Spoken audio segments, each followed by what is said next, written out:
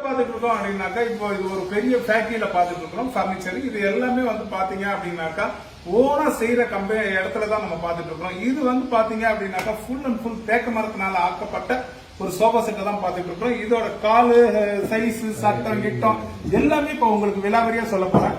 இது வந்து பாத்தீங்க அப்படின்னாக்கா 3+2 இதனுடைய காஸ்ட் எவ்வளவு அப்படின்னாக்கா 18,000 ரூபாய் வருது, 18,000 வருது.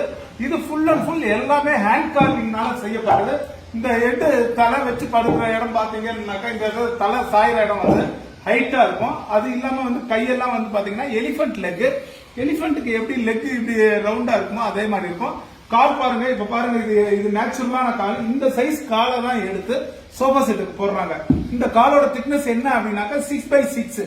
இதனோட 6x6 வந்து பாத்தீங்கன்னாக்கா இந்த காலோட வெயிட் பாத்தீங்க அப்படின்னாக்கா எப்படி பாத்தீங்கன்னா 20 kg இருக்குது. அப்ப சோஃபா செட்டோட ஃபுல் வெயிட் வந்து பாத்தீங்கன்னாக்கா 220 kg இருக்கு.